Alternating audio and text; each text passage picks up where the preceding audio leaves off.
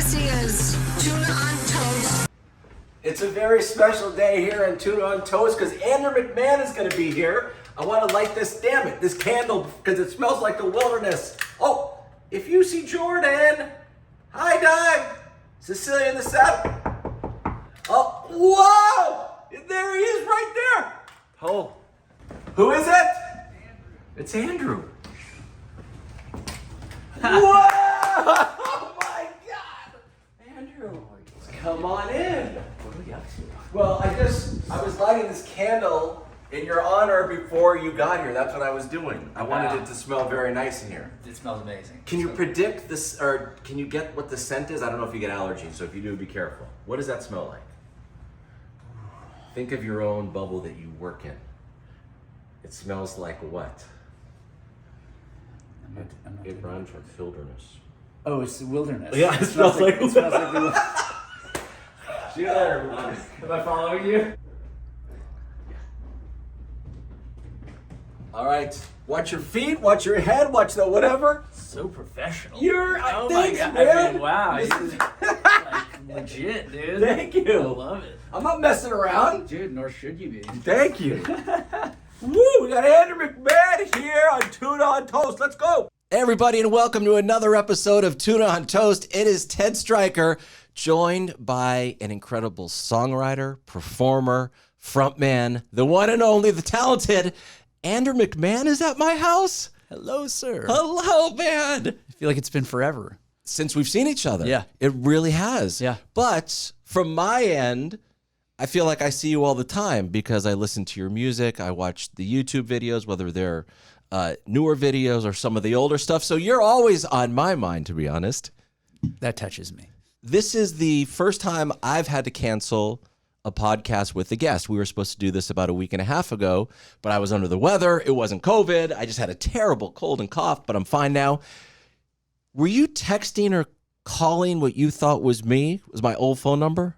I'm gonna at some point I'm gonna have to actually open up this text thread because it was one of the strangest experiences I've ever had. So I had an old number for you in my phone, and I just texted saying like, "Hey man, I hope you're feeling okay. Like, just wanted to send you a little like get well soon thing," and I got a reply that was something to the effect of, "Oh man, I feel like the Kool-Aid man. I could just go jumping through a wall right now," And it felt I was like that's something Stryker might say to me. I don't know. It's possible, Like so, I just sent a GIF of the Kool-Aid man, right? Like I was like, oh, this is funny.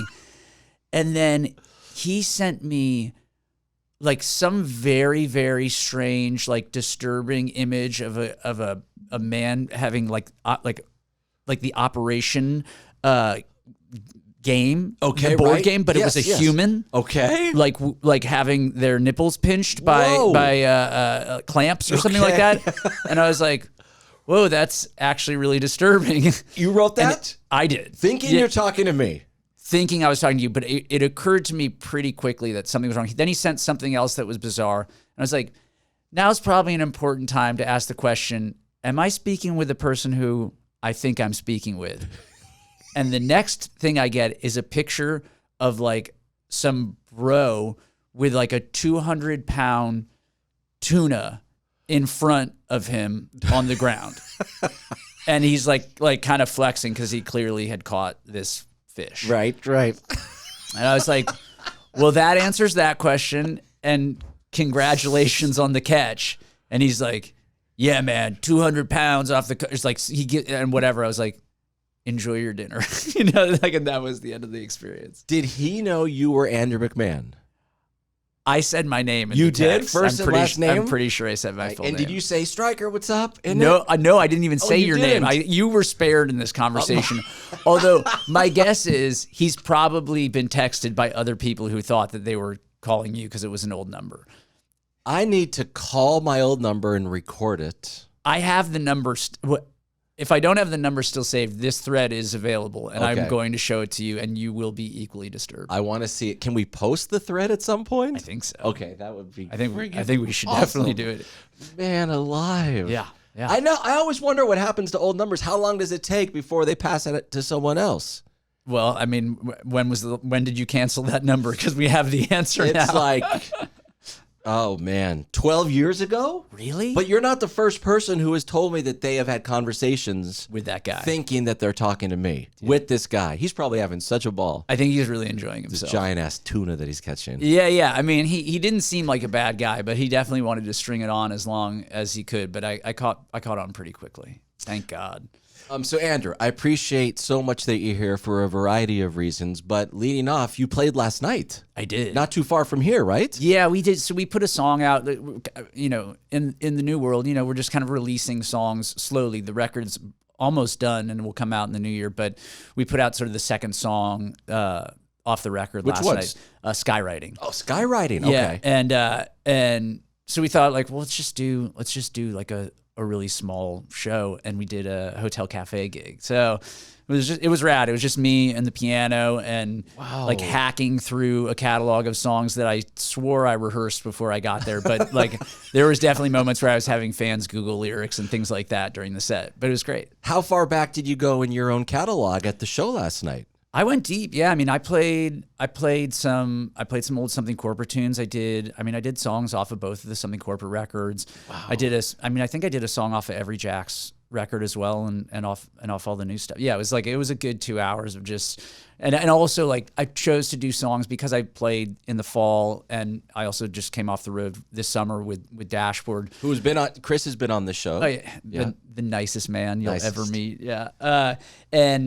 And so I kind of tried to just do a set list, a lot of deep cuts and things that haven't made it into a show in a while, and that was super fun too. How important was it to you? Let's go back like 7 years, Sure. Or not important, Yeah. to play your whole history of music that you've created since you were like 17, 18, 19 years old? I'm finding it more important now than I have historically. I think jumping from Something Corporate to Jack's Mannequin, I wasn't trying to erase Something Corporate, but it was like I was so in Jack's Mannequin and like really trying to, get a foothold and say, this is what I'm doing now, that we almost never played Something Corporate songs when I was with Jack's. Maybe a little bit later on, we would throw in one or two. With the Wilderness Project, because it's under my own name, I've been a lot more interested in kind of connecting the dots on my history, right? Like, and that was part of the reason I did it, was like, okay, I'm this dude that has been in all these bands. This is my name, and if you come to one of my shows, you'll get to hear songs from all of it, But this last couple tours, especially, there's been a lot of nostalgia at play, and that's awesome. And I think it is the coolest that artists such as yourself, and there are some other ones who, in 2000 to 2006 range, so many of them did not get the credit that they deserved at the time, in my opinion. And now some of it is starting to come back. Yeah. And many people are realizing, holy mackerel, some of these artists were right in front of our eyes doing really good stuff. Yeah, I mean, it's been such a wild ride for me because I'm always just like looking forward, right? And that's hence like doing the very dumb maneuver of changing my name every 6 years. It's like, oh, you want to be successful? Here's a good idea. Go hide in plain sight under a new name. Right. Yes. But I think because because weirdly each next project got a little more attention than the previous. That I've been so fortunate to like actually have the first like real hit be with my newest project, right? That is, it's sort of freed me up now to like be able to really look back. And then to have this last couple years where, like you're saying, all of a sudden that wave of the music we were making back then is breaking again, and people are coming back to it and wanting to sort of tap back into those memories and bringing a lot of that music up to the forefront. So it's wild. This last year especially, I think, with all these nostalgia sort of moments popping up and bands getting back together, it's been like, oh, okay, wow, like 2001 is back here with us in 2022, And you feel 100% great about that? I do. I think in another context, if I hadn't established myself outside of the scenes that had sort of raised me up, I might feel a little more insecure about going and revisiting those things. But for me now, it's really like a celebration. I had this Cool. Something Corporate guys came and played a surprise Your set birthday, at my birthday show. Yeah. And it was compared to the other handful of times where we've gotten together to do things that I think were a little stressful, or I felt maybe like, should I be doing this?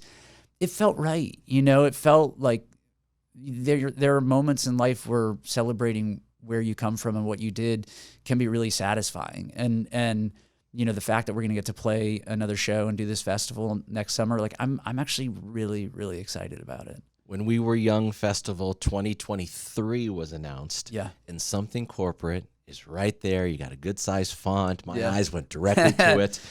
When I saw the 2022 lineup, I was saying on the radio, and anybody would listen, how come something corporate isn't on the 2022 lineup? What's going on? That would be so cool. And then all of a sudden, there you are. How did that, you don't have to give us like true behind the scenes, let's go, but how did that come together for you guys?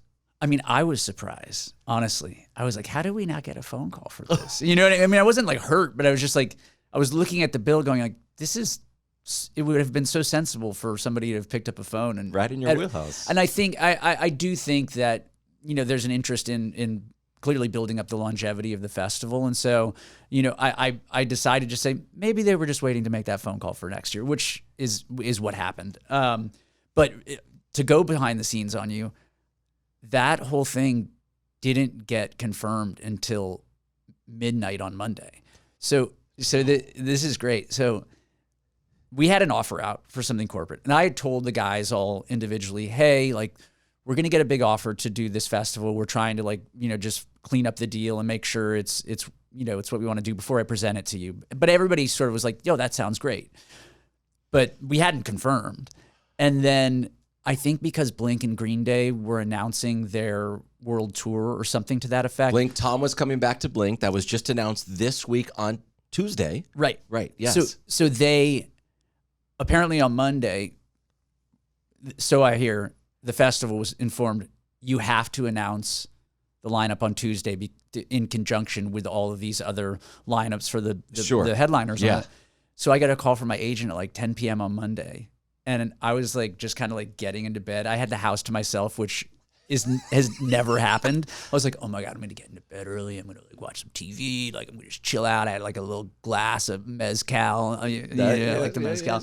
I was settling in, and all of a sudden it's like, Andrew, we have a problem. I'm like, what? Like, I don't get calls from my agent at 10, and he's like, they're going to announce We Were Young tomorrow. And because the deal isn't done, you're not on the poster. And if we don't confirm, you're not going to be announced for the festival. So I was like, oh shit. Like, they're like, can you get the guys on the phone? I was like, I don't know. Like, everybody's got kids and stuff. So I'm calling all my bandmates, like texting everybody, can't get a hold of anybody. And they're like, well, not that anyone's old here, but they're probably sleeping by 10 o'clock at night these days. Yeah, they all have kids, and they're all like super successful, and probably had to wake up early to like do successful guy things, like and so I'm like texting everybody. I'm like, this is not how I want to do this, but I might have to confirm this festival without anybody's approval. Which, if you know my history as like a possibly tyrannical leader back in the day, that might have overstepped when it came to decisions. I really didn't want the first thing to happen in our reuniting. To give them some PTSD of that? Yeah, to be like, by the way, guys, we're playing a festival in October. So I was freaking out. And I finally got Clutch on the phone. And I was like, I told him the situation. And I said, you're going to have to do this with me. If we're going to say yes, you have to say yes too. And so we did, and we said yes, and went back to the promoter and told him, oh yeah, the band's all confirmed, everything's good, fully knowing that I might wake up in the morning and somebody's like, oh no, I'm on vacation that week, or whatever it is, My kid's soccer game that weekend. And P.S. F you for doing this to us. But luckily I woke up to everybody just being stoked and ready for it. And yeah, but I'm just thinking like kind of these smaller things, or maybe not that small to you. Like, I'm pumped for your merch that's going to be available. I want some Something Corporate merch, man. I still have the Something Corporate pin with the ribbon. Oh yeah, from back in 2000. Wow. Oh yeah. Yeah. I mean, Yeah, I'm excited for all of it. Honestly, it's so funny because I'm here in the process of like putting out a new record, and then also going to be running this parallel track with whatever leads up to that. But it's really lit a fire to just get like these vinyl reissues done, and I'd love to just curate a bunch of like the sort of vintage, like best something corporate designs and put them on really nice T-shirts and. Yeah, I think it's going to be a beautiful moment. I really do. When they are talking to you about playing the festival, do they mention like how long they expect your set to be, what time you're going to be on, or is it just like, guys, this is the deal, this is the offer, we really want you there, we'll figure out that stuff later? I'm sure somebody knows that, but okay. I don't. Okay. Yeah, I mean, looking at the lineup and knowing it's on one day, I can't imagine anybody's going to be playing hour sets other than whoever's closing the show. I mean, but yeah, it would be really funny if we got together and it was like a Warped Tour, like 25-minute set. You know what I mean? I mean, it's probably going to be a 30 to 38-minute set. Come That's my out there, guess. you're going to rock people's faces off. Yeah. Make people shed a few tears like me standing there going, I love you guys. This is so awesome. And then the debate over whether or not to play Constantine when it'll take up a third of the set. Man, oh my alive. God. I'm getting stressed all this. No, don't get stressed. No, we are here to relax. Okay. Is it cool if I rewind with you in life to the late 90s? Oh, yeah. You're going to Dana Hills High School in the late 90s? That's right. Yeah, that was really the first place after moving so many times as a kid that felt like home. You know, I found my people at Dana Hills. I mean, I still hang out with a lot of my good friends from school there. But yeah, it was at Dana Hills, and that's where sort of this whole chapter of my life began. Were you an outcast? Were you part what were you like in high school? I mean, I was an awkward kid, especially entering Dana Hills. I mean, I probably weigh what I weigh now, but I was like 8 inches short. So you do the math on how that, you know. So I was a really awkward, chubby kid entering high school. Sought refuge in the theater department, where you know you might do that because people are a little more kind and accepting of all kinds, and that's where I met a lot of my close friends early on. It's where I met Kevin, who became the bass player for Something Corporate. But no, I was good at making friends. You know, like because I was, you know, I had this thing, I played piano, I had confidence in one area of my life. It certainly wasn't in my physical appearance. It was like, I can write a song, you know? Yeah.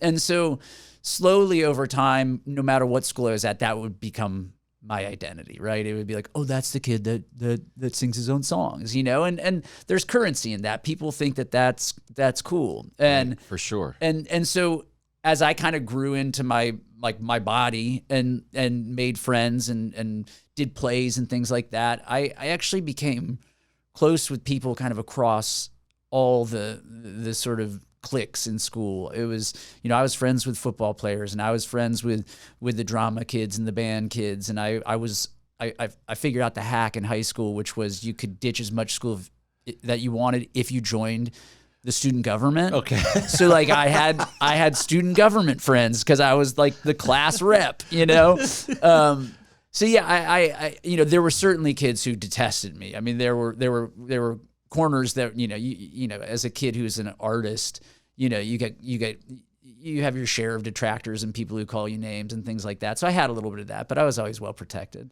And then at what point, was it in high school or just after? And I'm sure you and I discussed this on the radio 20 years ago, but I don't remember. Yeah. When did the band get a little traction that you all thought, hey, let's continue with this? So it was going into my senior year of high school. Going into your senior year? Yeah. So oh my God. We had done well. Like my junior year was when like the second iteration of the band formed, and we called ourselves Something Corporate, and we like won the battle of the bands at school. Yep. And started doing like, you know, the basement birthday party here and there, or played at like somebody's church or whatever it was. And Josh and Ruben, our guitar player at the time, they were all going off to college. So Josh was going to go to Arizona State. Ruben was going to Pepperdine. And Brian and Clutch had stayed back, and they were going to Saddleback to community college. But we knew the band was going to end because these guys were leaving, right? And to do a farewell show, we were like, well, we have to say, I mean, the band has, like, we have like fans. They were like friends, but people like to go see the band play. And so we I tried to get a gig at the Coachhouse because it was the local place where you could play a show. Sure. I had been trying for a year, and they're like, you don't have a demo. You don't, like, how are we supposed to book you? Like, we don't know you're worth anything. And I would go in there like once a week and be like, I promise you I get like a couple hundred people to come here. They're like, yeah, kid, yeah. And I was a kid. I mean, I was also a very young looking 16-year-old. And so we got, my bass player's dad was in the community theater, and we traded painting the sets for the theater if they would give us the theater for a night so we could throw a farewell concert. Wow. And we flyered it for a week before the show. Where'd you fly? Did you come up here to Hollywood and flyer? No, just around town and like just in the high school neighborhoods and with friends and things like that. And like 300 people showed up.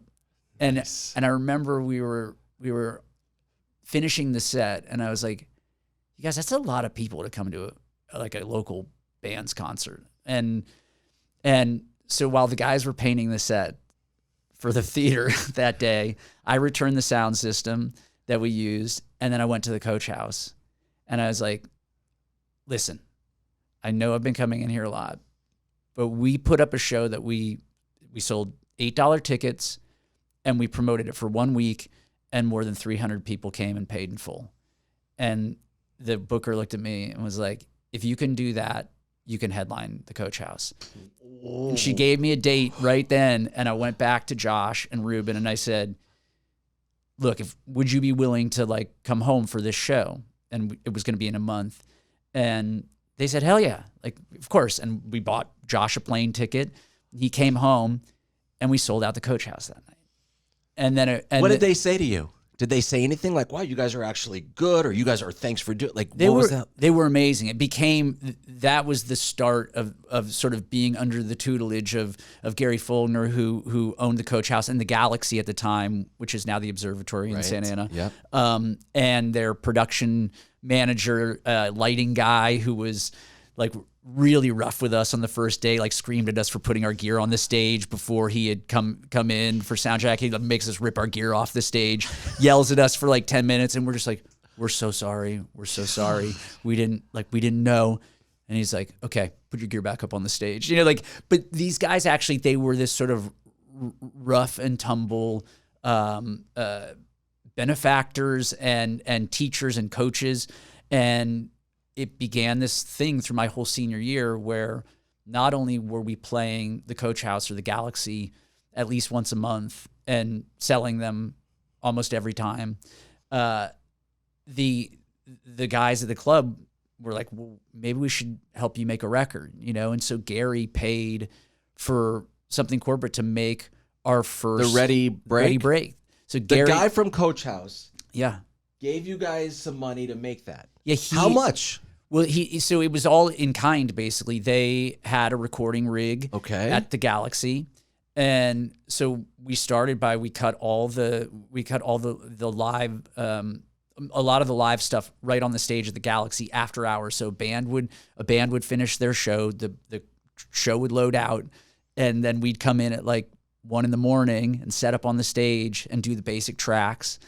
And my senior year, by the end of my senior year, I was sometimes sleeping in the dressing rooms at the Galaxy. Wow. After doing like a all-night recording session. I'd sleep, and then I'd get my backpack and go to school. And your in the morning. parents said what about this? When that you're not coming home and you're 17 years old sleeping at a music club. Yeah, I mean, look, my parents were so ride or die with me on my music. You know, it was never anything that they pushed, but I think the beautiful thing they did for all their kids was if their kid had a passion, they were just like, let's do this, right? Wow, you know, great. because I think, you know, school was never going to be my thing, right? I was just always trying to get out of school. But I sat down at a piano and played 6 hours a day, and I wrote songs, and they liked my songs, and they believed in me. And they saw that these shows were selling out. And you could feel it by the middle of my senior year of high school. It was very palpable that something was happening, that if it just got tipped in the right direction, it might be the shot that they saw me craving since I was 9 years old. Right, you know, right. So they were always in for it. and I was I didn't come home drunk too often or get into, honestly, I feel like the only times I drank in my whole senior year of high school, I got caught every time. So that was like a thing for them. But other than that, they were so down for it. So you graduate high school in 2000? Yeah. Okay. And now, so the guys come back from college, you sell out the venue, things are starting to happen. What decisions were made next amongst the guys that were at that time in the band? So the big thing, the biggest commitment really came from Josh, because he had to really upend his school life to be in the band, right? At some point, I want to say he deferred. Maybe he might have deferred in his second semester of his second year. I don't quote me on that, but there was a moment right around Christmas time where things were really heating up and we were getting attention. Some label guys were starting to come to shows, and it really looked possible. And we had a tough moment where Ruben, our first guitar player, he really wanted to go on this term abroad to Italy. And this would have been, I guess 2001, the beginning of 2001. And he left, and we were like, there'll be a spot for you when you get back, and we brought in Will to fill in for Ruben. And I remember we threw this great New Year's Eve party at my parents' house.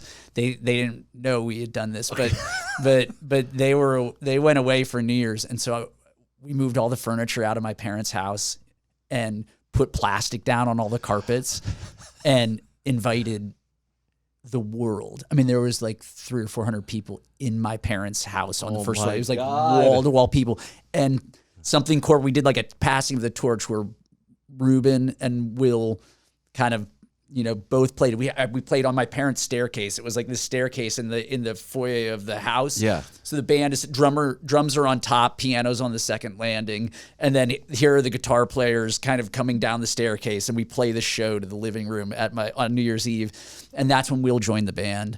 And I'm glad it wasn't, there was no tension when that happened. No, well, Ruben knew he wanted to go do this thing, and we knew we needed to keep playing or else we were going to miss out on all these opportunities. The tough thing was we thought it was going to be temporary, but things just took off.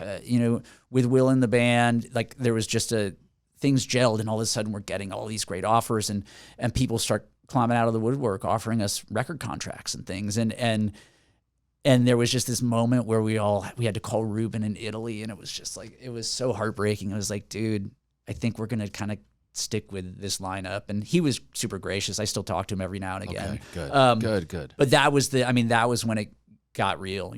We had a development deal with Interscope for a minute, and then Drive-Thru came to us and was like, we'll offer you a deal right now. We'll give you a van and a trailer and make a record, and you'll be on the road in a couple months if you do this. And we were like, we did the business of it. But hold on. Drive-Thru. I know, right? Okay. Heads are exploding everywhere. Yeah.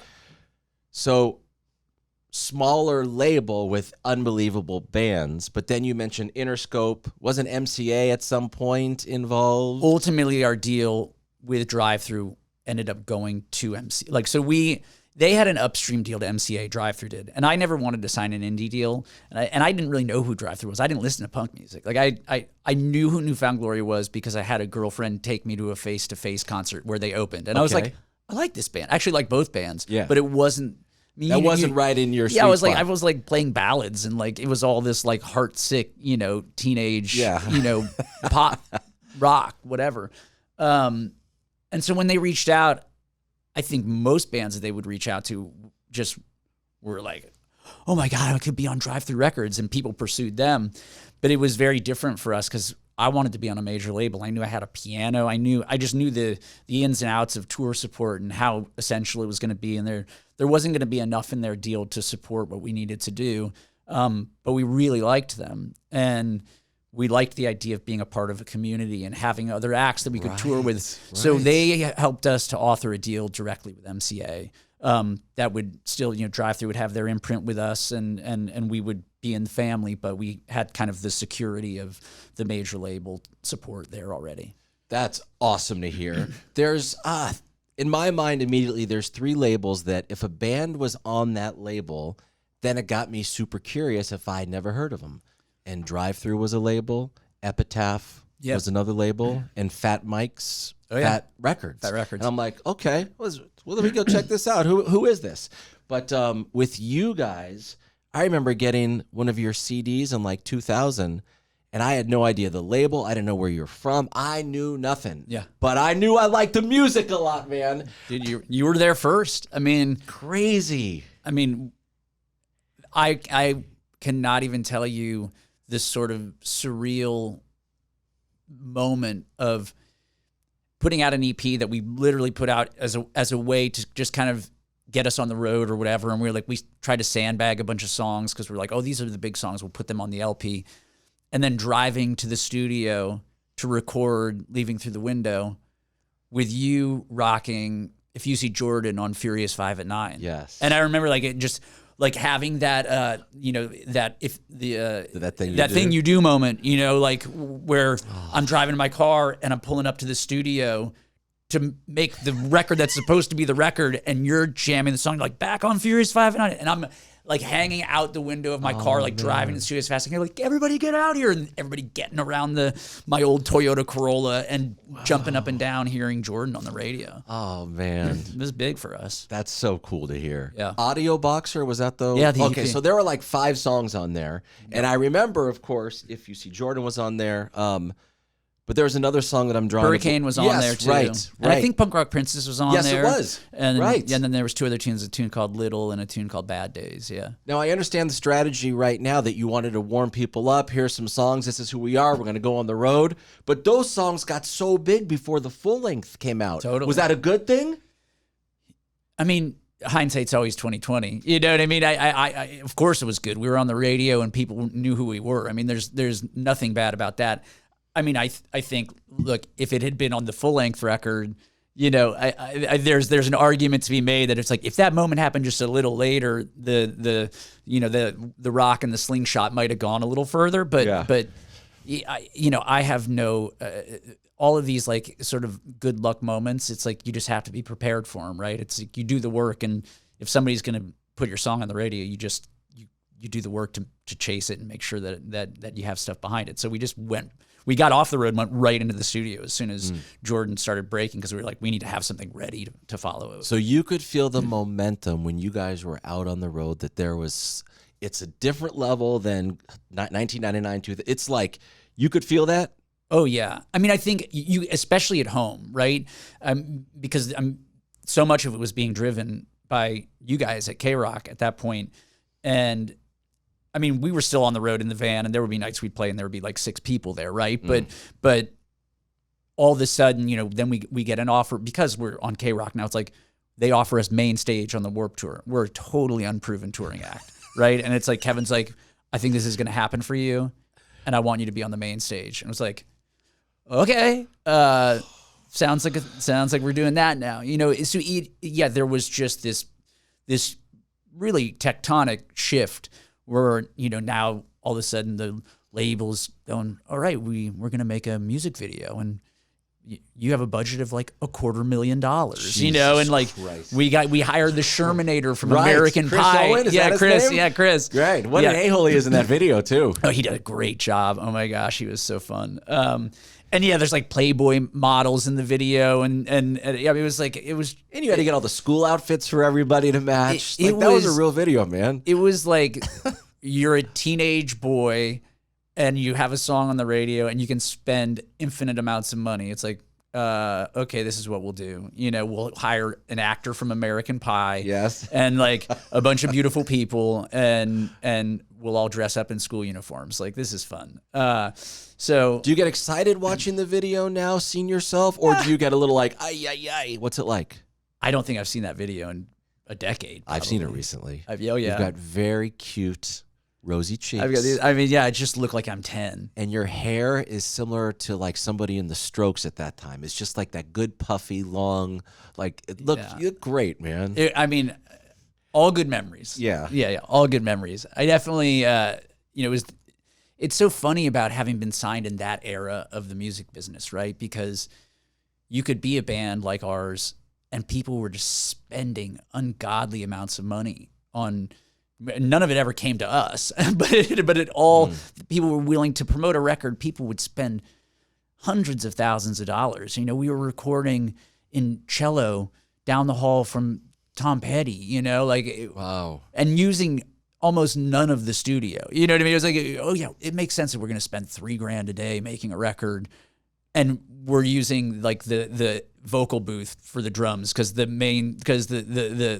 room was just too big and boomy to do what we needed to do. You know, like it was that like the last era of like the truly gluttonous sort of music business. It was a funny time to make records in, and then also to, as you start making your subsequent records, you're like, oh, it's different now, you know, like, right. which honestly, I like running lean. I think it's like, to me, I feel like it keeps me sort of hungry, and working with less I think is a limitation that has led to a lot of success for me. But it was fun, you know, having catered lunch at your studio for a year or so. What was the temperament, or what was the cohesiveness of the band after you guys released North?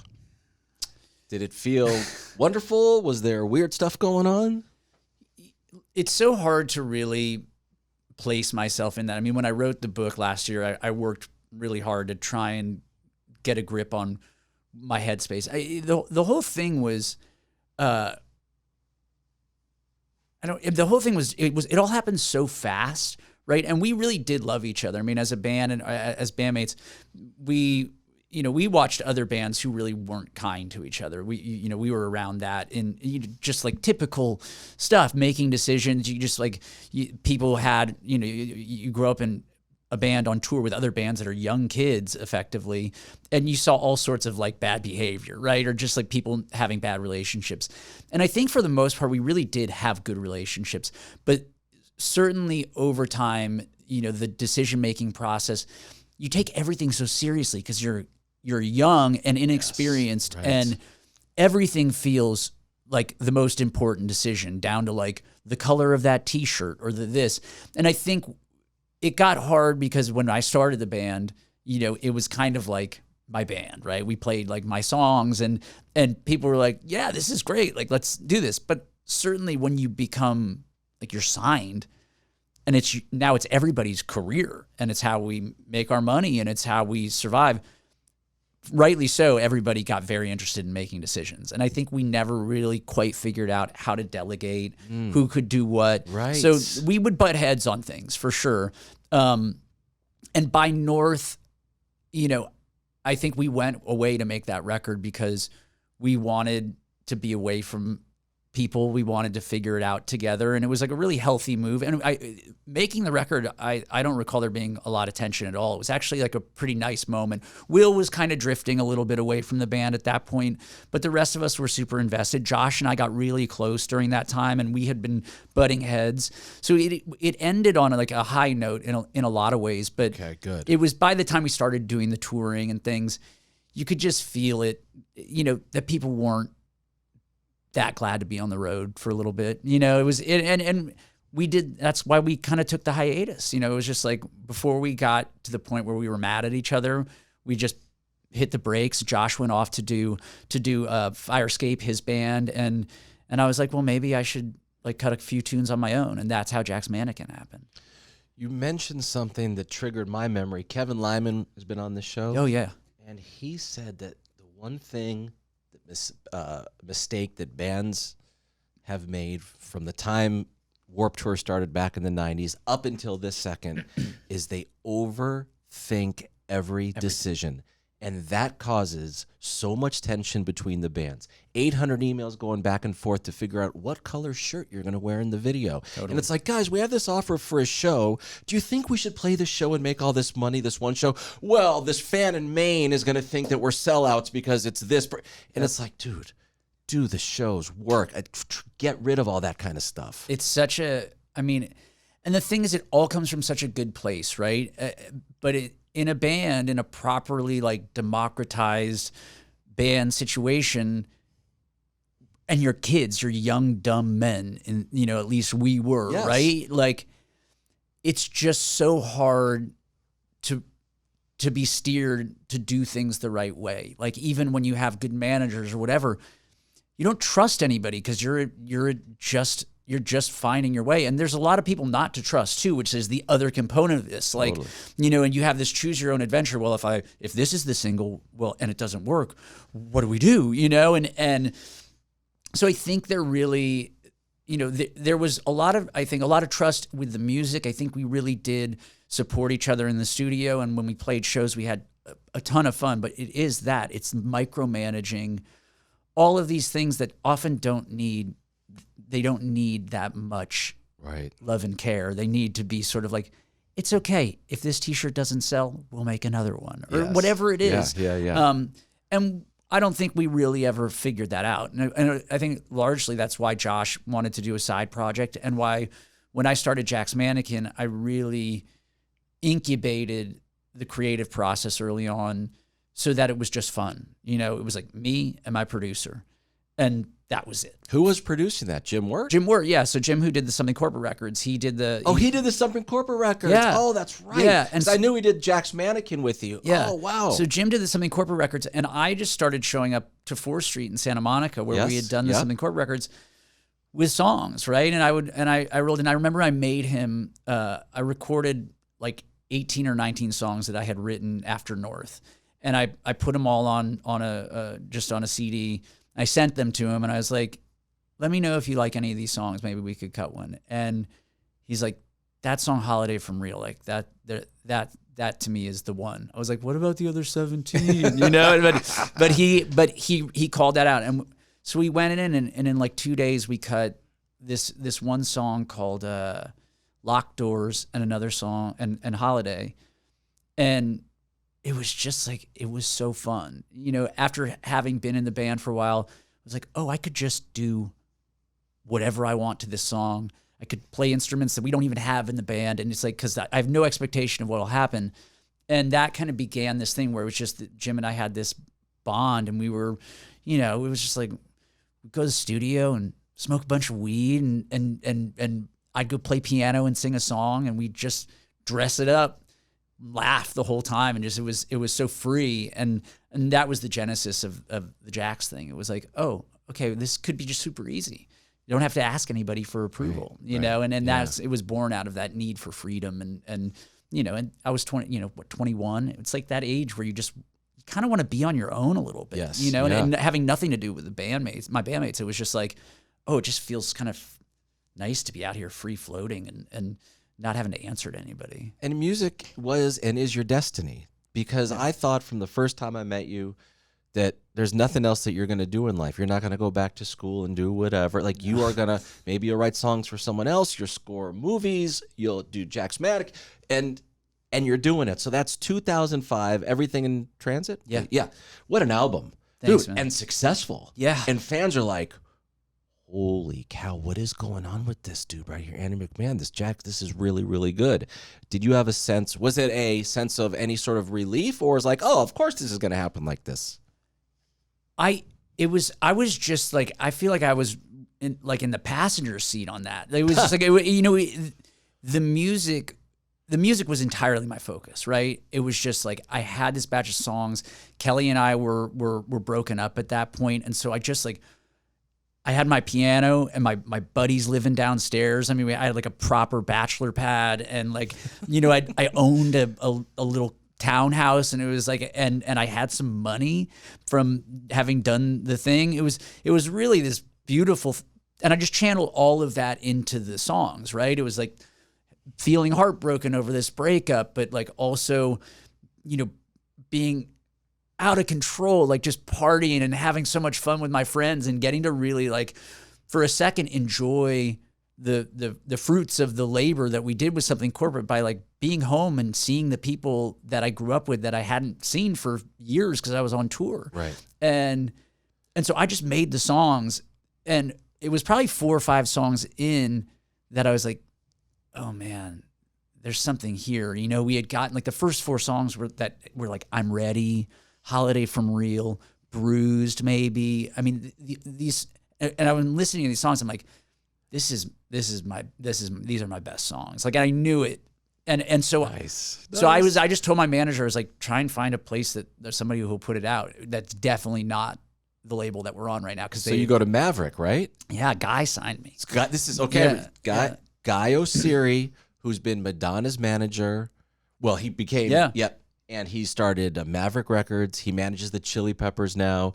He's a really smart guy, and if he likes you, I mean, he's got exquisite taste. He's a great guy. Yes. Yeah. I really liked him. And yeah, him and Kevin Williamson there, we negotiated this like hysterical, like I was Geffen now, owned the Something Corporate contract. And my manager got me off of Geffen like under the cover of darkness. It was hysterical. Like I should have been there for like 3 more records. But that would have been under the Something Corporate. They owned all. They did? They own everybody. Mackerel. They own everybody. Whoa. And my manager had a relationship with the current president who didn't like my band at all. And he's like, you don't like this kid. He's going to go do like a little side project. Just let him do it someplace else. And so they released me from my contract for solo work. And I would have been stuck there and with nobody wanting to put the record out. And Gavin and Guy got a copy of the record and a few other guys. And all of a sudden it was like, there was this like little frenzy that we had to keep quiet so Geffen didn't find out. And so the record got signed like secret. The deal got signed secretly. And then I just threw everything at it. Bobby came and joined me in the studio. My guitar player, he played in the last lineup of Something Corporate. He came in and helped me finish it over Christmas 2004.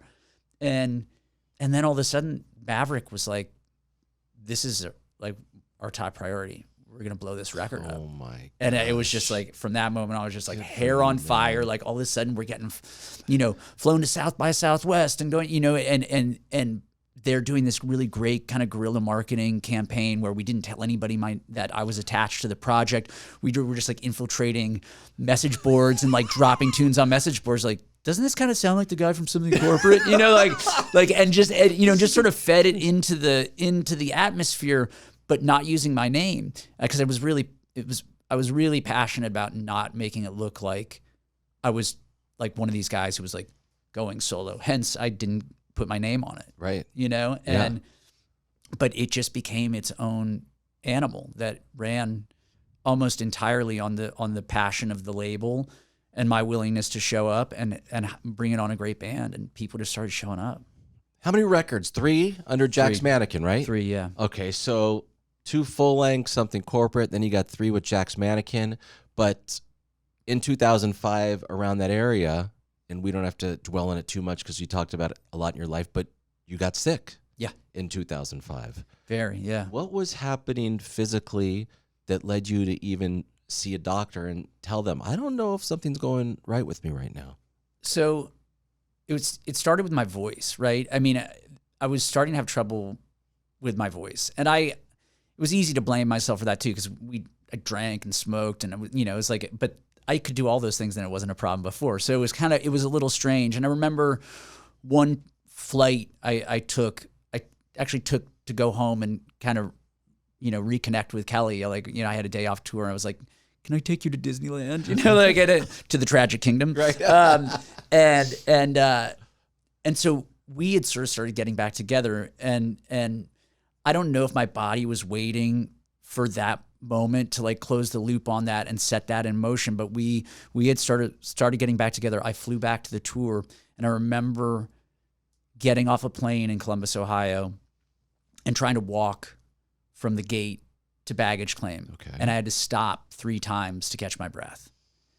And I remember getting in the car with Arvis, my tour manager, and I said, I'm having trouble, I'm just having trouble, even getting from one place to another without having to stop.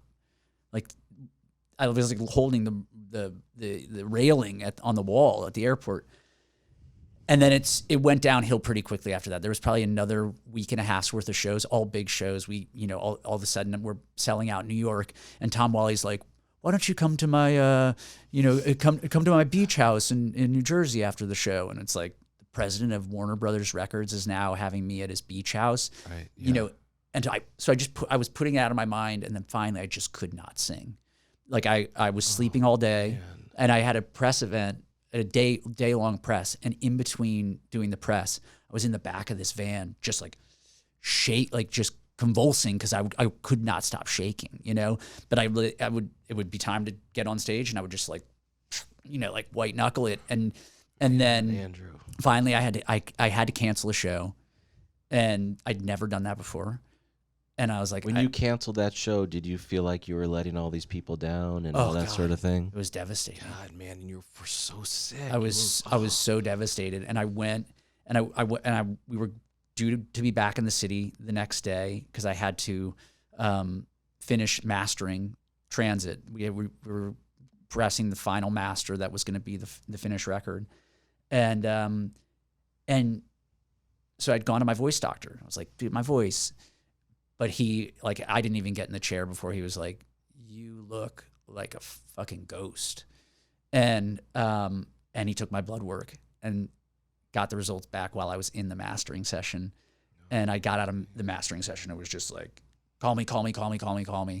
And he's like, you're going to like the oncology wing of St. Joseph Hospital. I was like, say what? You know, and like that poor mastering engineer, this guy, Ted, he's a great guy. He comes into the room where I'm getting this phone call as I just burst into tears because I just heard these words for the first time. And it was over like the phone they did it.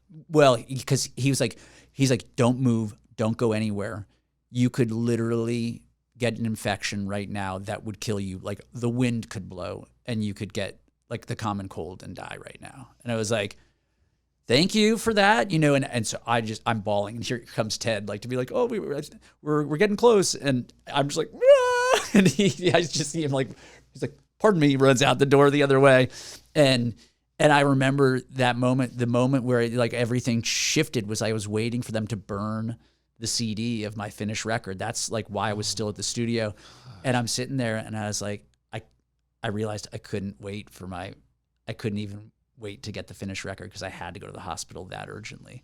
And that was that. I was there. They diagnosed me in New York, and, you know, everybody rallied. My label, my manager, my agent, they got me a private plane because I couldn't be on a plane with any other people because I was so sick, and they flew me to LA so I could be treated there. So sorry, man. Oh, dude. I mean, look. God, and I remember that news so vividly, hearing about it. And I, you know, obviously a much younger guy there. My head was spinning so much, and I was like, I just remember feeling really, really sad. It was, you know, it was such a bizarre time, right? And I felt really at peace with all of it. It was very strange for me. I just immediately slipped into this, like, okay, like this is happening, and you got to finish your record. You know, you're back with your girlfriend, and I was on such a glide path towards self-destruction anyway, that there was this moment I was in the hospital where it was just like, dude, you were going to kill yourself one way or another. You know what I mean? It was just partying so hard. I mean, I was having a blast, but Right. But that's what 22-year-olds do. They have a freaking blast. Whether they're non-musicians or musicians, you go crazy at 20 years old, 22. Yeah, but I had a sixth gear. Like, you know what I mean? It's like, because I had all of this energy, I was just this naturally energetic person, I would be the last guy up every night. I would be the one when people were like, dude, it's like, party's over. It's like, no, get your shit. We're going to drive to Vegas now. You know what I mean? Like, it was, and again, it was great, but there was a moment in the hospital where I was just like, I'm being told to slow down. You know what I mean? And if you listen to everything in Transit, it's like, it's written in every lyric on that. It's just like, there's Dark Blue, slow down. Like, it's written in there, you know, and there's songs about ambulances, everything else. It was just like, It felt like it was in my it was in my DNA at that moment that I knew I was pushing myself too hard, and these things happen when you're pushing yourself. I mean, my doctor was like, "That's not how this happened," but I felt it was a very intentional pause, a message sent from the universe for sure. The Glass Passenger, 2018. Yeah, that had to be difficult to make. That was really, I think, the darkest period of my life, truthfully. You know, because I didn't know how to be better.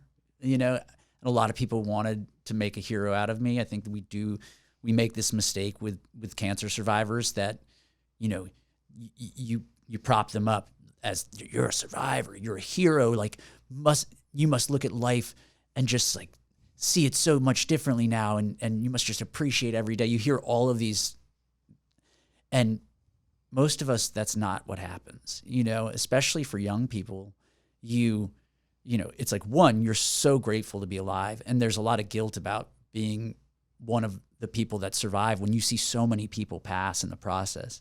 But you add the layer of, I was also in a rock band who just went right back on the road, and I really used touring as my cover for the fact that I was really depressed and really confused and really alienated, and angry, because the things that came easy before I got sick were so much harder.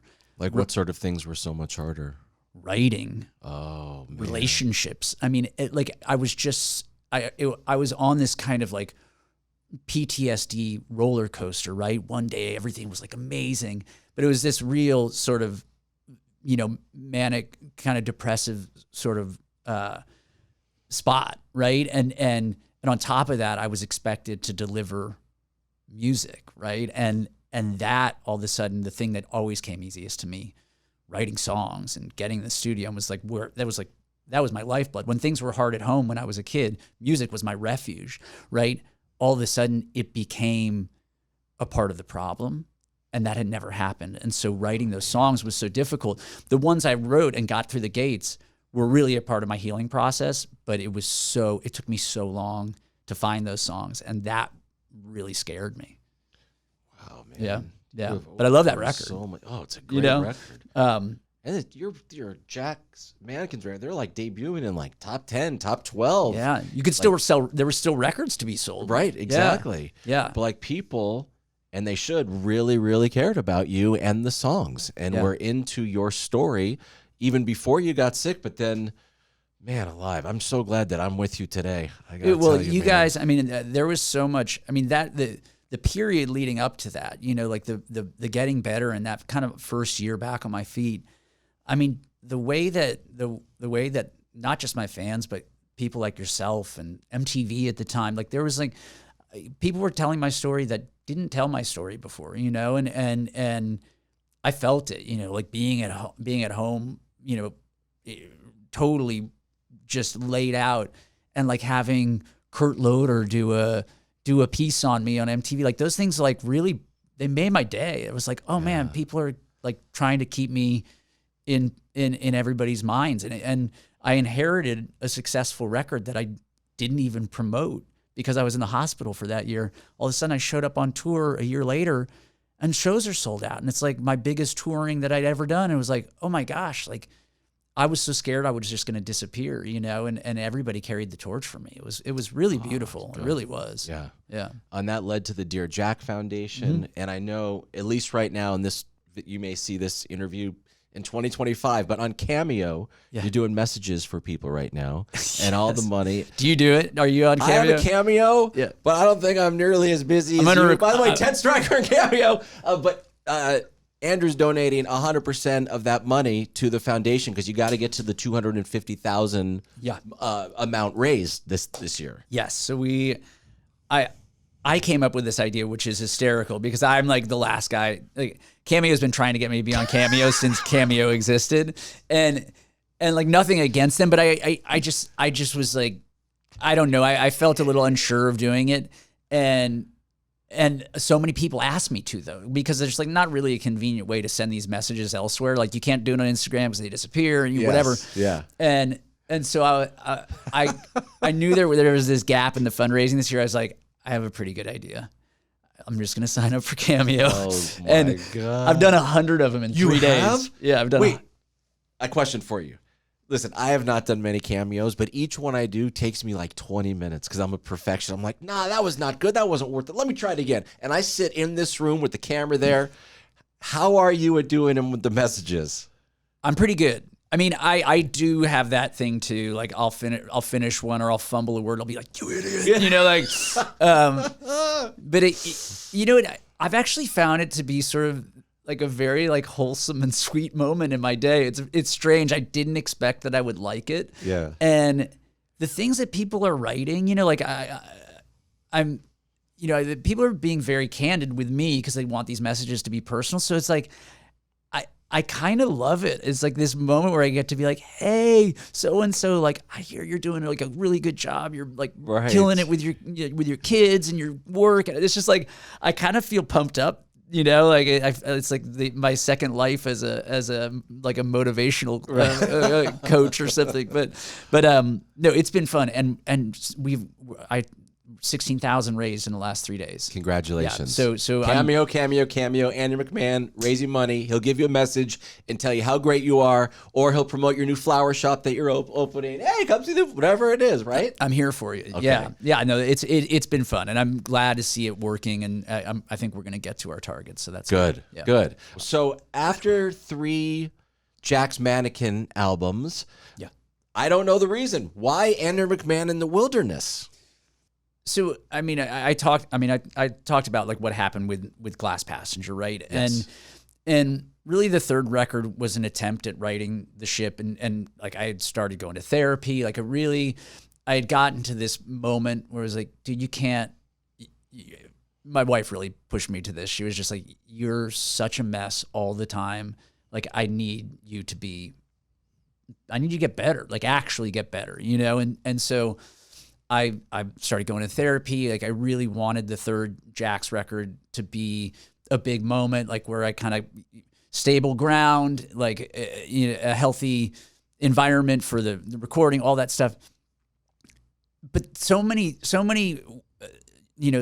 have been put into motion, largely by me, in the way that I had sort of operated both with my band and my business and all that stuff that just couldn't be undone easily, right? And so some of the at the time some of the relationships with my bandmates weren't very good because I'd mismanaged them. I had been mismanaged at times, like and so there was just this moment where I really wanted the third record to be a big thing, but then Warner Brothers started falling apart. All of a sudden there's a new president, and he kind of commandeered the record and jacked up the budget, paying himself and other, you know, like it all this murky shit was happening that I was trying to get better. And I just felt like the environment that I had built around myself, and I take the blame for that entirely, that I wasn't going to be in a position to win in that environment. So I hit pause, you know, and all with love with my band, you know, these guys I still play with now, but it was just like, I need to go away for a minute. I need to get off of this label. I need to not be managed by anybody for a second. And I just went home and I focused for the first time in my life on like just taking care of my shit, you know, and that was huge. Right. And my wife and we went on a road trip with her sister and their kids and we got in an RV and rode around the country for a month, you know, just did things that, you know, I never afforded myself the time to do. And stopped smoking weed all day long every day, which had been like really had gotten to a point that it was really stopping me from making progress, you know, like all for the weed, by the way, but just, it wasn't helping me at the time, you know? And yeah, I just started rebuilding my life. And I think the Wilderness was born out of that. I was like, I know I'm not just going to give myself another moniker. I need to own my name. I need for people to know that I wrote the songs for Jack's Mannequin and that I wrote the songs for Something Corporate or most of them at least. And that whatever these new songs are, that they're my songs. Right. And, yes. And the Wilderness was that moment of like cutting all of these chords, like after having 2 really successful bands, knowing how afraid I was to start over, but knowing that it was the only way I was going to do it well and do it healthfully. And I started just putting myself in really uncomfortable situations. And that's also the kind of the Wilderness. I started writing songs with Fernando Garibay, who did like Lady Gaga records, and Ali Tamposi, who had, you know, written Stronger for Kelly Clarkson. And I working with Mark Williams, who was, you know, who's gone on to like work with Kanye. And I just kind of started putting myself in rooms with other creative people and started collaborating in a way that I hadn't. And that was the wilderness too. It was just like, you're going to reinvent yourself, but you can't just do it. You can't do the same thing over and expect to get the same result. You have to do something new. Yes. And that was what it was. That's how it started. Wow. And right out the gate, was it Sicilian Satellite? Was Yeah. that right out the gate? Was that the I mean, kind of, yeah. I mean, I did an EP that I kind of put out independently to just sort of like make it so I could get on the road. Yeah. But then I hired Crush, who managed me up until this last year, who just did an amazing job. And Jonathan just looked at me. He's like, you just have to go right. I know you want to be on the road. I know you want to do this. He's like, you just need to make a really great album. And in the process, I met James Flanagan and Mike Viola and wrote Cecilia and the Satellite and High Dive and I love High Dive. Yeah, and like Love High Dive. and those songs. I mean, Cecilia was just like, wow. I had this baby, and wrote her into into this song, and it's so personal. It's like the opposite of what people tell you to do when you want to write a hit song. They're like, it should be broad and vague, and don't tell like there's like these really bad notions about what a good song is or how to get there.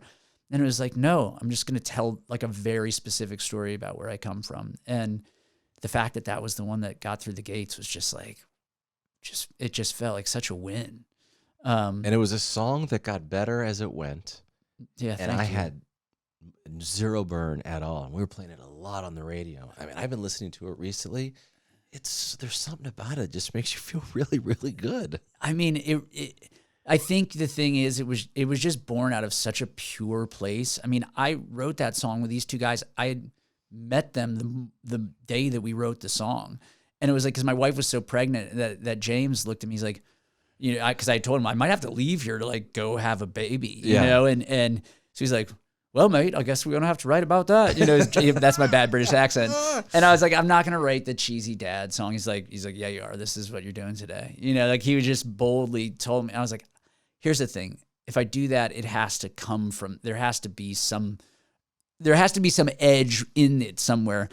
And so it's like first line, locked myself in a hotel room, waited all night for the walls to move, and for the walls to move. Yeah. And oh my God. Yes. And I remember it, sitting there, and we had gotten to that line, and it was like, okay, this is the way in. It's about who I am and the pitfalls and the successes and all these things. And I'm sharing them with her. Right. It's, it's not like, I'm so glad to be your dad. It's like, no, I'm going to tell you, like, I've been through a lot, and you're going to go through a lot, but I'm going to be here to go through it with you, and that was the DNA of it. And I just love that people got it, people that didn't have kids got it. And, if you loved anybody, it made sense, and I'm thank God for it, because it really made it possible for me to keep doing this thing. Right. Yeah. And so what is the plan exactly now? Earlier in our chat, you did mention that there are a bunch of new songs, but you've released maybe 3 new songs over the last, 6 months or so? Yeah. So are you just going to give us a song every 3 months, or at some point, and it doesn't matter to me, I'm just curious, what's the strategy? How does it work now? Well, I mean, I the beauty of getting to this stage in my career is I trust people for strategy. I mean, I consult on everything, but it's like, I have a new label, I have new managers, I have new everything right now. How does that feel? It feels amazing. Feel like super fresh? Absolutely. And the truth is, none of that stuff was arrived at in like a tumultuous, like the way that things have become undone in my career in the past. This was just like these natural ebbs and flows of life that just led to this moment where everything is new. And I have to trust this record company, and I have to trust these managers, and they've given me no reason not to at this point.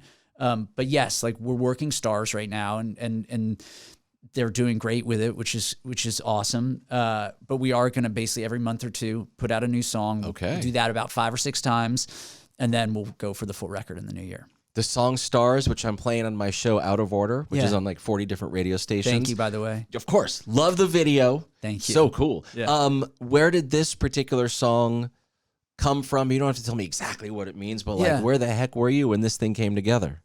I was up here actually in the hills with a amazing writer producer guy named Sammy Whitty, and I had just had this like kind of date night gone bad, like the night before I went into the studio, where we ended up in there's a place called the Swallows Inn in San Juan, which is like kind of like a cowboy / like punk rock bar, right? Okay. You know, it's like they've got like country bands that'll play, but like it's a lot of like kind of like tough guys in flannel shirts and shit, you know, like and it's somewhere you go when you've had a few and you're like, let's close out the night at the Swallows. Right. Yes. It's such a stupid story in the sense that it was like my wife just wanted me to go dance with her. And I was feeling so self-conscious. I'm like dressed like this in the cowboy bar. And I'm like, I don't know if I want to like, I just don't want to be seen. Like it was me. I didn't want to be seen dancing. Like I love to dance, but it was like, I didn't feel comfortable. And so I said no.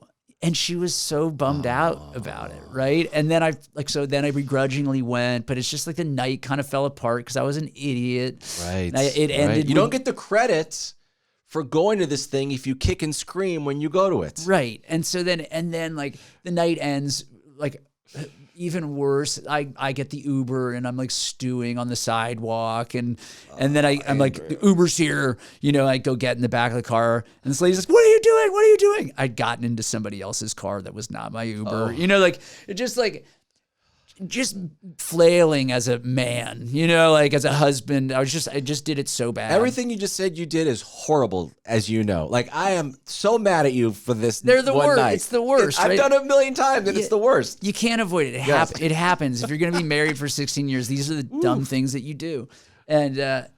And so I carried that with me into this session that I had gone into. And I had this book, you know, where I write down notes and lyrics or ideas. And I had this one lyric, which was "The stars that fell for you left holes in my roof." Right. And I didn't know what it meant, but it just felt like, it just made me feel a certain way. And so I had this lyric, and Sammy and I we just put up this kind of scene together, you know, this drum pattern and a keyboard part. And I just started singing the embarrassment of sitting in that bar and just totally screwing the whole thing up. And sort of also the magic about, like, if you love somebody a lot, you're going to see them fail and they're going to fail you, and you're going to figure it out, you know? And I think that's really what's baked into the lyric of the song is just, you know, empathy for this deep love that you're gonna have your worst days together too, right?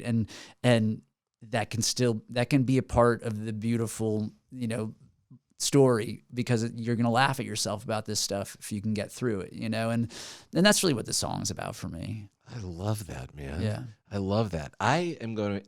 Anytime my wife says to me, she always wants to do stuff.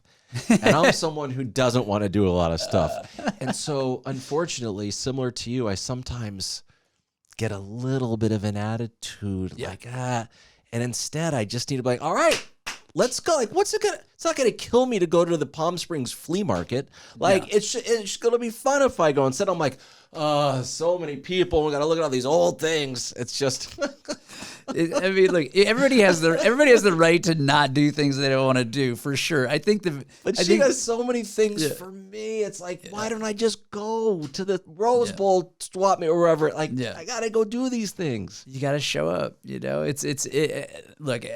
The funny thing is, like, we don't fight a ton, but what's hysterical is that I always write a song like the day after we fight. Like, it's like somehow it's fertile ground. Like, and I think it's because it also reanimates why we're together. It's like, because sometimes you know, if you still have that passion, that you can kind of, you know, reach that moment where you're not seeing eye to eye. When you get up the next day and you're like, oh yeah, I still think you're awesome. You know, that's like that's almost, I find like that's the edge that persists, you know, that I was always worried would leave me if I was stable and settled. And it's like, oh no, there's so many hard edges to good love, you know, and I mind those moments. So there's like a lot. There's definitely a few songs on this record that were born out of the aftermath. There's a song called "Built to Last," which I played for the first time last night. That's like very much the duality of being like, oh, I hate you, but I don't hate you at all. You're the best. Right. And I like to write in that place. It's interesting to me. The one fear that I do have, and I don't know if you have it, because you just said something like you wake up the next day, you're like, God, I love this person. Yeah. But what if you did so much cumulative mini damage that one day they wake up and are like, oh, what a jerk I'm with? Yeah. You never want that to happen, but has that ever crossed your mind? No. Honestly, I mean, look, has it crossed my mind that my wife was one day going to be like, this guy's an idiot, I'm leaving? Yes, that has crossed my mind. No, I think because like we've worked really hard to be as conscious in the world as humanly possible and as conscientious of each other. So even when we get into the kind of things that you get into, we do autopsies on all this stuff. It's like we really are super motivated to like if there's conflict or confrontation to find a healthy resolution. We learned, I think, the hard way about burying things, because I buried so much for so long when I was in my recovery, that it's really, we're super motivated to always have a baseline of like good health between us, but that ebbs and flows too. But yeah, my fingers crossed. She's going to listen to this. She'll be like, "You better believe it. I'm going to wake up one day." But No. yeah. No, we fight pretty fair. Good. That's Yeah. good. Yeah. A couple more things before we're done with this. Yeah. You mentioned the word collaborating earlier. How in the world did you and Tom Morello find each other in life to make the song "The Maze"? Yeah, which is a beautiful song. Thank you, man. Tom and I have a mutual friend and a guy named Michael Goldstone. Okay. And Goldie ran Sire, Sire Records, which was like one of the many imprints I was sort of shuffled around onto in my Warner days. But Goldie, he's like the Midas touch. He signed Rage, and oh wow. He has a crazy signing history that you're just like, whoa, this guy's got magic ears. And so I'm pretty sure that Tom heard my music through Goldie and was working on this collaboration project, and he just reached out to me. I was like, shut the front door. Like, what? Tom Morello is texting me right now? I'm like, sorry, Tom, but I definitely screenshot our entire text conversation and sent it to my brothers. You know what I mean? Because I was just like, we grew, like they were like Rage fanatics. I, of all people, grew up on Rage. Like I loved Rage Against the Machine as a kid. And so he reached out. I had this song that I had written actually with one of the dudes from Death Cab for Cutie, Chris Wallace. Oh yeah. He and I had written a version of that song, and then I went and worked on it more, and I had it sitting there, and I sent Tom a handful of tracks. I was like, "Does any of this stuff seem interesting to you?" And he's like, "I like this one," and yeah, and then it was like we did it. It was still COVID was still kind of going, and studios weren't fully open. So I would like record a thing and send it to him, and then he'd send it to an engineer, and we'd sit there and we'd be getting guitar parts like from Tom Morello. There was this amazing moment where it's like, this one is the sound of a bird squawking, and it's like gah gah gah, and we're like, put it in the track, like it was really cool, man. Oh, nice, man. Yeah. He's a sweetheart. And then another relationship, Tommy Lee. Yeah. You've known him for years now, right? Yeah. And did some work with him, and he did the voice for, like, how do you know him? So that was through my manager, Carl Stubner at the time. He was managing Tommy, and Tommy, the same thing. Tommy called me while I was in the studio recording Everything in Transit because he was working on a solo record, and he had heard North. He loved the North album, he was obsessed with Me and the Moon. He just loved that song, which is one of my favorite songs for sure on that record. And he called me and he's like, full Tommy, and I was like, at first I was like, this is definitely like I'm getting pranked here, yeah. But it was Tommy Lee on the phone, and he was like, Andrew, like, I love Me and the Moon so much, bro. And I'm working on this record. I mean, just the whole thing. He's like, would you, I started this song and it just feels like something you could help me finish. Would you be down to come help me write this song? And so I'm in the studio. Jim Wirt is like over here. We're cutting a song together. And I was like, Jim, Tommy is just asking me if I can leave the studio and come to his studio. So I just left. I just got in my car and drove to Nichols Canyon, and I hang with Tommy. He's playing me all this music. He's just this like, his energy is so rad. Like he just is up. And when he hears a song, he likes his whole body's moving, and he's just like, yeah, it's so positive. And I was immediately like team Tommy so hard. And he had this really beautiful song that he had started. And I was like, I've never written in the room with anybody else because I hadn't, like other than one song or two songs for the last Jax record. So oh no, that's right. So I hadn't written with anybody yet. That was in the future. So I'd never been in a room writing with somebody. And I was like, I don't feel comfortable sitting here like across from you trying to do this. I'm like, could I take this home this weekend and try and throw some things together? So I did, and I came back in the studio, and he was so into it. And it began this relationship where it was like, I would be recording Transit in Santa Monica, and then I would be packing up, going to Nichols Canyon to write and record for Tommy. And this went on for like a couple months. And it was the best. You'd show up, and the guy would come, and he'd have these bag of pre-rolled joints and a chef. So you'd smoke the joint, and then they cook you dinner. And then you like, and at no point is anybody working, right? And you finally have like the best meal, and then somebody's like, and then it's 11, and it's like, okay, let's go. And you're like, okay, and that's how they worked. It was amazing, and all these rad people are coming through, and fun. And it was, and I was a kid, I was 22, and so he played into that whole Transit era thing, where it was just like, I'm like hanging out with Tommy Lee now, and right. And enough so that I got the balls up to be like, will you play drums on my record? And so he played all the drums on everything in Transit. Yeah. Oh my God.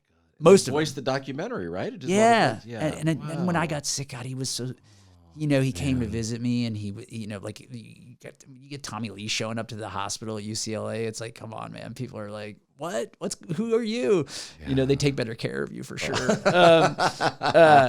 And yeah, he was he was just so kind. And so like he felt it so much, and he checked in on me all the time, and eventually voiced the documentary, which was, it was such a sweet gesture for a dude who has infinite things to be doing all the time. But right. Yeah, he's one of my favorites. That's cool, man. Yeah.